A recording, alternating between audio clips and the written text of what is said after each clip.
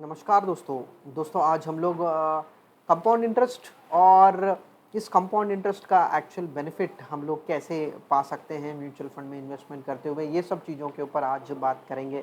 तो सबसे पहले एक बेसिक आइडिया ले लेते हैं कंपाउंड इंटरेस्ट के बारे में। हम लोगों ने ये जो है हमारे स्कूल में हम लोगों ने पढ़ लिखा है, तो डेफिनेटली आपको चीज़ें जो है फिर से रिफ्रेश हो जाएंगी। तो यहाँ पर कंपाउंड इंटरेस्ट में होता कैसा है, पहले साल आप यदि 1000 इन्वेस्टमेंट करते हो तो इंटरेस्ट पोर्शन अगर 10% है, तो साल के आखिरी में ईयर एंड साल के आखिरी में आपका पैसा जो है 1000 प्लस इसके ऊपर 10% मतलब 100 रुपये जुड़ जाएंगे और आपका फाइनल अमाउंट जो है 1100 हो जाएगा। अब दूसरे साल की बात करते हैं। दूसरे साल आपने वही पैसा फिर से इन्वेस्टमेंट कर दिया, तो वहाँ पर 10% का इंटरेस्ट है। तो अब दूसरे साल के अंत में आपका इन्वेस्टमेंट हो जाएगा 1100 प्लस 110, आपका टोटल अमाउंट हो जाएगा 121, राइट। अब दूसरे साल के ऊपर आते हैं। अब तीसरे साल के ऊपर आते हैं। तीसरे साल में आपका इन्वेस्टमेंट जो है, ये आपने दूसरे साल का जो एंडिंग है वो ही आपने फिर से इन्वेस्टमेंट कर दिया। तो यहाँ पर अगर 10% का इंटरेस्ट है तो आपका पैसा देखिए प्लस 121 हो जाएगा, और ये टोटल हम लोग अगर करते हैं तो ये हमारा हो जाएगा। तो अब बात करेंगे दोस्तों कंपाउंड इंटरेस्ट और सिंपल इंटरेस्ट में अंतर क्या है। तो सिंपल इंटरेस्ट में आपका पैसा कैसे बढ़ रहा है और कंपाउंड इंटरेस्ट में आपका पैसा कैसे बढ़ रहा है। तो पहले साल में सिंपल इंटरेस्ट में आपको 100 रुपये मिलेगा, मतलब इस इन्वेस्टमेंट में आपको 100 रुपये मिलने वाला है। दूसरे साल में इसी investment amount, initial investment amount में आपको 10% मिलने वाला है, 100 रुपये। और तीसरे साल की बात करते हैं तो इसी इन्वेस्टमेंट अमाउंट पे आपको 10% मिलने वाला है, जो कि 100 रुपये। तो 3 साल के बाद आपका कंपाउंड इंटरेस्ट पे आपको कितना बन रहा है, 300।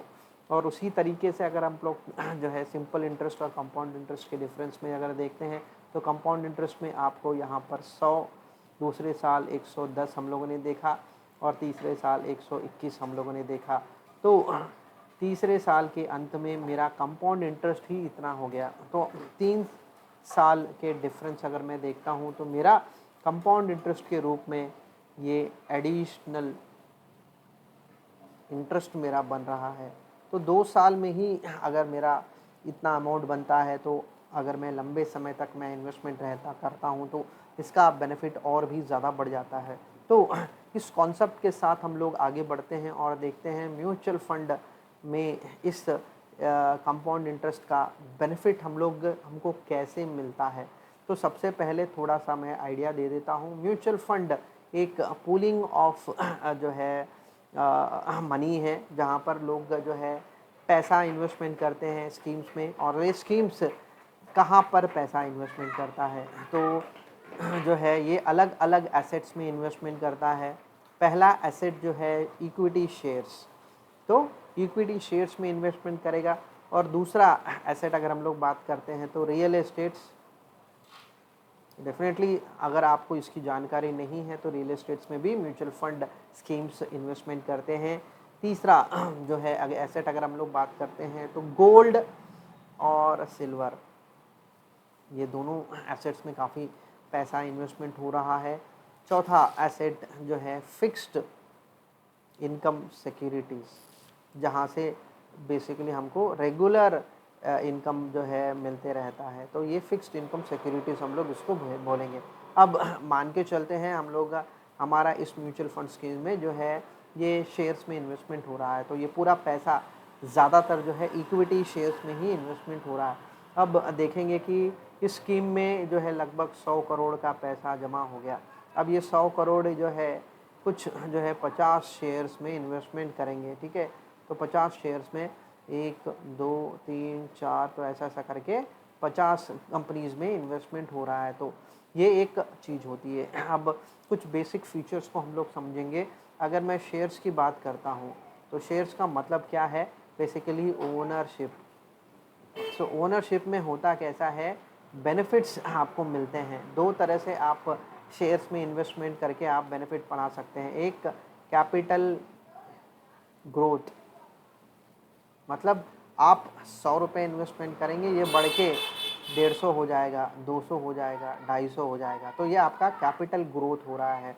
और दूसरा बेनिफिट जो मिलता है डिविडेंड, ठीक है, तो ये डिविडेंड जो है प्रॉफिट का हिस्सा होता है। तो जब भी कोई कंपनी बिजनेस बना रही है, बिजनेस में मुनाफा है, तो मुनाफा जो है आपको दिया जाता है। क्यों? क्योंकि आपने शेयर्स खरीदा है, आप जो है ओनरशिप का एक हिस्सा बन गए हो, तो इसीलिए प्रॉफिट्स के ज़रिए आपको डिविडेंड्स किया जाता है। अब यहाँ पर इस कॉन्सेप्ट को म्यूचुअल फंड के साथ कनेक्ट करते हैं। तो ये म्यूचुअल फंड स्कीम जो है 50 शेयर्स में इन्वेस्टमेंट कर रहा है। तो बेसिकली ये म्यूचुअल फंड स्कीम जो है इस शेयर का ओनर बन गया है। अब डेफिनेटली ये 50 शेयर्स बीच में जो है बारी बारी जो है डिविडेंड देते रहेंगे। तो ये डिविडेंड जो मिला है इस पर्टिकुलर इसमें, तो 100 करोड़ का इन्वेस्टमेंट है, तो मान के चलेंगे ये 100 करोड़ का इन्वेस्टमेंट इस पर्टिकुलर इसमें करीबन जो है 3 करोड़ का डिविडेंड पा रहा है सालाना। 3 करोड़ का डिविडेंड पा रहा है या 5 करोड़ का डिविडेंड पा रहा है। ये scheme to scheme, company to company differ करेगा। तो यहाँ पर इस पर्टिकुलर एग्जाम्पल में 3 करोड़ की बात करेंगे। तो ये 3 करोड़ कहाँ जाएंगे? तो डेफिनेटली क्योंकि ये म्यूचुअल फंड स्कीम जो है इस पर्टिकुलर कंपनी के लिए या इस तरह के 50 कंपनीज में जो यहाँ पर इन्वेस्टमेंट हो रहा है, तो इनके लिए ओनर बन गया है। तो ओनर को जो है बेनिफिट दिया जा रहा है in the form of dividend, और यहाँ पर 3 करोड़ है। अब ये 3 करोड़ क्या करेगा ये स्कीम? तो ये 3 करोड़ जो है बेसिकली दोबारा से इन्हीं कंपनीज में इन्वेस्टमेंट किया जाएगा। तो यहाँ पर हो क्या रहा है? बेनिफिट्स मिल रहे हैं। सो बेनिफिट्स री इन्वेस्टेड। यहाँ पर आप ध्यान दो, ये जो पैसा इस स्कीम को मिला है ये दोबारा से इन्वेस्टमेंट किया जा रहा है इन्हीं स्कीम्स में। तो हर साल इसी तरह का जो डिविडेंड अमाउंट मिलता है ये दोबारा से मार्केट में इन्वेस्टमेंट किया जाता है। तो यहाँ पर हम लोगों ने जो कॉन्सेप्ट देखा था, कॉन्सेप्ट क्या देखा था हम लोगों ने? 1000 इन्वेस्टमेंट किया है, इस पे मुझे इंटरेस्ट मिल रहा है, और दूसरे साल मैं वही जो इंटरेस्ट अमाउंट मिला वो अमाउंट मैंने दोबारा से मार्केट में इन्वेस्टमेंट कर दिया, अपनी इन्वेस्टमेंट। तो यहाँ पर भी वही चीज़ हम लोग देख रहे हैं। तो यहाँ पर होता कैसा है कि ये डेफिनेटली 100 करोड़ है, 100 करोड़ का पैसा बढ़ गया, प्रॉफिट आपको 3 करोड़ हिसाब से डिविडेंड मिला, तो ये डिविडेंड फिर से इन्वेस्टमेंट हो जाता है। तो 1 साल री इन्वेस्टमेंट हो जाएगा, 2 साल, 3 साल। तो ये डेफिनेटली इनडायरेक्टली आपका कंपाउंडिंग हो रहा है, compounding of investments in MF. तो ये इस तरीके से आपका कंपाउंडिंग होता है। तो इन चीज़ों के तरफ हम लोग क्यों ध्यान नहीं दे पाते हैं? क्योंकि ये डिविडेंड जो है, डिविडेंड हमको मिलता नहीं है, तो हमें लगता है कि अरे ऐसा कैसा जो है हमें पैसा मिल रहा है। हम लोग तो ग्रोथ फंड ले रहे हैं, हम लोग तो ग्रोथ फंड ले रहे हैं, बट इस ग्रोथ फंड में भी आप कंपाउंड इंटरेस्ट, कंपाउंड ग्रोथ की बात कर रहे हैं, CAGR की बात कर रहे हैं। तो ये कैसे है? तो ये कैसे इसीलिए है दोस्तों क्योंकि ये डिविडेंड मिल रहा है, जो ये डिविडेंड जो है कंपनी म्यूचुअल फंड स्कीम को दे रहे हैं। तो आप अगर ग्रोथ प्लान यूज़ कर रहे हो, आप अगर डिविडेंड पे आउट, जो बेसिकली इसको अभी अलग नाम दे दिया गया है, तो डिविडेंड पे आउट हो गया, डिविडेंड री इन्वेस्टमेंट हो गया। तो इन सारे चीज़ों में हमें एक कॉमन चीज़ ये है कि डिविडेंड्स इन सारे स्कीम्स में मिलने वाले हैं, पर लागू यहाँ पर है कि ये डिविडेंड जो है दोबारा से यहाँ पर इन्वेस्टमेंट हो रहा है। स्कीम अगर डिविडेंड पे करेगा तो ही आपको ये डिविडेंड पे आउट या डिविडेंड री इन्वेस्टमेंट के इसमें आपको मिलने वाला है। तो दोनों में बहुत फ़र्क है दोस्तों। यहाँ पर कंपनीज जो है इस स्कीम को डिविडेंड दे रही है, और यहाँ पर आप जो ऑप्शन चूज़ कर रहे हो इस स्कीम्स के ज़रिए आपको डिविडेंड दिया जा रहा है। तो दोनों अलग अलग चीज़ें हैं। तो इसीलिए आप म्यूचुअल फंड में जब इन्वेस्टमेंट करते हो तो आपका ये जो डिविडेंड दिया गया पैसा है दोबारा से मार्केट में इन्वेस्टमेंट होता है, और डायरेक्टली कंपाउंडिंग हम लोग इस पर्टिकुलर प्रोसेस में हम लोग देखते हैं। तो इस तरीके से आपके म्यूचुअल फंड इन्वेस्टमेंट में आपको जो है कंपाउंडिंग होता है आपका पैसा, और टाइम के साथ आपका पैसा जो है ग्रो होता है।